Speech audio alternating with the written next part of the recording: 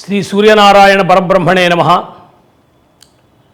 మన భారతదేశంలో ఉన్నటువంటి సమస్తమైనటువంటి ప్రజలు భక్తులు అందరూ కూడా మనం నిత్యము కూడా పఠించేటువంటి అనేక స్తోత్రాల్లో ఒకటైనటువంటిది ప్రధానమైనటువంటిది ఆదిత్య హృదయం. ఇది శ్రీమద్ రామాయణంలో శ్రీరామచంద్ర ప్రభువుకి అగస్త్య మహర్షి ఒకానొక సందర్భంలో ఉపదేశం చేసినటువంటి ఒక అద్భుతమైనటువంటి స్తోత్రం. ఈ స్తోత్రంలో 4 వేదములకి సంబంధించినటువంటి అనేకమైనటువంటి మంత్ర రహస్యాలు ఈ స్తోత్ర అంతర్గతంగా ఉన్నాయి. ఇది సర్వులు కూడా పారాయణం చేయవచ్చు, స్త్రీలు పురుషులు అందరూ కూడా. దీన్ని ప్రతి ఆదివారం పారాయణ చేయాలి తప్పకుండా. ఎందుకంటే ఆదివారం సూర్యభగవానుడికి చాలా ప్రీతి. రోజు చేయడం చాలా మంచిది, ప్రతి ఆదివారం చాలా మంచిది. ప్రధానంగా సూర్య జయంతి రథసప్తమి నాడు తప్పకుండా పారాయణం చేయాలి, లేదు తప్పకుండా వినాలి. ఈ రెండింటి వల్ల కూడా చాలా ప్రయోజనం ఉన్నది. మనలో ఉండేటువంటి రోగకారకమైనటువంటి క్రిములన్నీ నశించి, అలాగనే ఆయుష్కారకమైనటువంటివి ఆరోగ్యకారకమైనటువంటి శక్తి బాగా పెరుగుతుంది అని చెప్తారు. కాబట్టి అలాంటి ఈ మహాస్తోత్రాన్ని ఆదిత్య హృదయం అని, హృదయం అంటే హార్ట్ అని కదా, గుండెకాయ అన్నమాట. ఆదిత్య హృదయం అంటే సూర్య భగవానుడికి సంబంధించి గుండెకాయ లాంటిది, చాలా గొప్పది, ప్రధానమైంది అని చెప్తున్నారు. కాబట్టి అందరూ కూడా శ్రద్ధతోటి ఈ ఆదిత్య హృదయాన్ని శ్రవణం చేయమని పఠనం చేయమని కోరుతూ దీన్ని స్మరిస్తున్నాం. ఒకసారి వాల్మీకి మహర్షి కృతమైనటువంటి ఆదిత్య హృదయం ధ్యానం. ధ్యేయః సదా సవితృమండల మధ్యవర్తి నారాయణ సరసిజాసన సన్నివిష్టః కేయూరవాన్ మకరకుండలవాన్ కిరీటీహారీ హిరణ్మయవపుః ధృతశంఖచక్రః తతో యుద్ధ పరిశ్రాంతం సమరే చింతయా స్థితం రావణం జాగ్రతో దృష్ట్వా యుద్ధాయ సముపస్థితం దైవతైశ్చ సమాగమ్య ద్రష్టుమభ్యాగతో రణం ఉపాగమ్యాబ్రవీద్రామం అగస్త్యో భగవాన్ ఋషి. ఈ స్తోత్రానికి ఋషి అగస్త్య మహర్షి అన్నమాట. రామ రామ మహాబాహో శృణు గుహ్యం సనాతనం ఏన సర్వానరీన్ వత్స సమరే విజయస్యసి.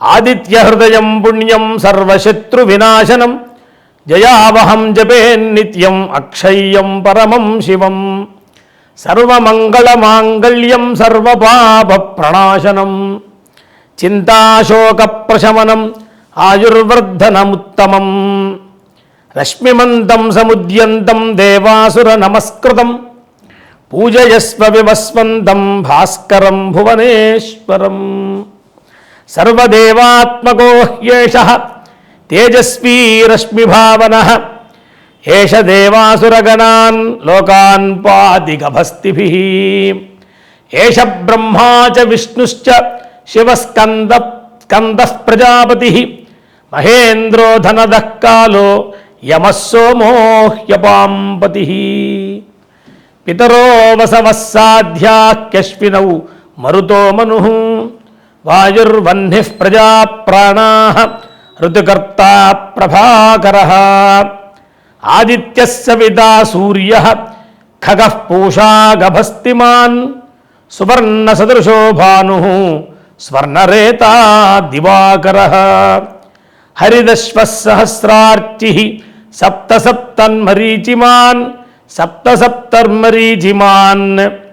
తిమిరోన్మథనశ్శంభుః త్వష్టా మార్తాండ అంశుమాన్ హిరణ్యగర్భః శిశిరః తపనో భాస్కరో రవిః అగ్నిగర్భోదితేః పుత్రః శంఖః శిశిరనాశనః వ్యోమనాథస్తమోభేదీ ఋగ్యజుః సామపారగః ఘనవృష్టిరపాం మిత్రో వింధ్యవీధీ ప్లవంగమః ఆతపీ మండలో మృత్యుః మంగళः సర్వతాపనః కవిర్విశ్వో మహాతేజా రక్తః సర్వభవోద్భవః నక్షత్రగ్రహతారాణాం అధిపో విశ్వభావనః తేజసామపి తేజస్వీ ద్వాదశాత్మన్నమోऽస్తుతే నమః పూర్వాయ గిరజే పశ్చిమే గిరజే నమః జ్యోతిర్గణానాం పతయే దినాధిపతయే నమః.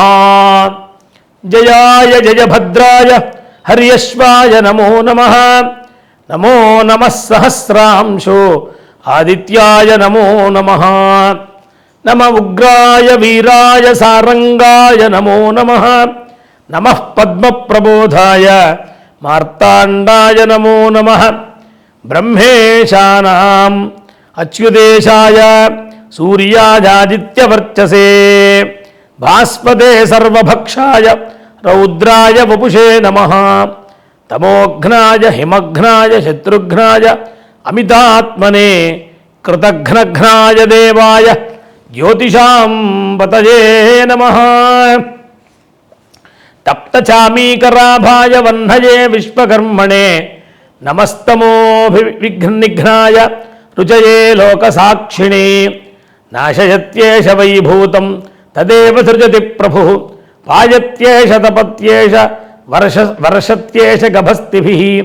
ఏష సుప్తేషు జాగర్తి భూతేషు పరినిష్ఠితః. ఏష చైవాగ్నిహోత్రం చ ఫలం చైవాగ్నిహోత్రిణాం. దేవాశ్చ కృతవశ్చైవ క్రతూనాం ఫలమేవ చ. యాని కృత్యాని లోకేషు సర్వయేష రవిః ప్రభుః. ఏనమాపత్సు కృచ్ఛ్రేషు కాంతారేషు భయేషు చ కీర్తయన్ పురుషః కశ్చిన్ నావసీదతి రాఘవః. పూజయస్త్వేవమేకాగ్రో దేవదేవం జగత్పతిం. ఏతత్ త్రిగుణితం జప్త్వా యుద్ధేషు విజయిష్యసి. అస్మిన్ క్షణే మహాబాహో రావణం త్వం వధిష్యసి. ఏవముక్త్వా గతాగస్త్యః జగామ చ యథాగతం. ఏతచ్ఛ్రుత్వా మహాతేజ నష్టశోకోభవత్తదా. ధారయామాస సుప్రీతో రాఘవః ప్రజతాత్మవాన్. ఆదిత్యం ప్రేక్ష్య జప్త్వాదు పరం హర్షమవాప్తవాన్. త్రిరాజమ్య శుచిర్భూత్వా ధనురాదాయ వీర్యవాన్. రావణం ప్రేక్ష్య హృష్టాత్మ యుద్ధాయ సముపాగమతు. సర్వయత్నేన మహతా వధేతస్య ధ్రువో భవతు వధేతస్య ధృతో భవతు. అథరవిరవదన్ నిరీక్ష్య రామం ముదితమనాః పరమం ప్రహృష్యమాణః. నిశిచరపతి సంక్షయం విదిత్వా స్వరగణమధ్యగతో వచస్త్వరేతి. ఇది శ్రీరామాయణే యుద్ధకాండే సప్తోత్తరశతతమః సర్గః సమాప్తః. ఈ స్తోత్రంలో విశేషమైనటువంటి శబ్దాలు చాలా ఉన్నవి. త్రిరాచమ్య శుచిర్భూత్వా అన్నారు.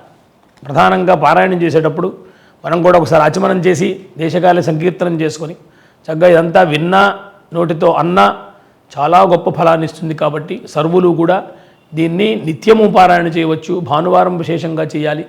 తప్పకుండా సూర్య ఆరాధన చేసేటప్పుడు తప్పకుండా చేయాలి. సూర్యుని యొక్క తిథి అయినటువంటి ఏదైతే మనకి రథసప్తమి ఉన్నదో ఆ వేళ కూడా తప్పకుండా చేయాలి. అందరూ కూడా చేసి అనుగ్రహాన్ని ఆరోగ్యాన్ని పొందాలని కోరుకుంటూ స్వస్తి శుభం భూయాత్.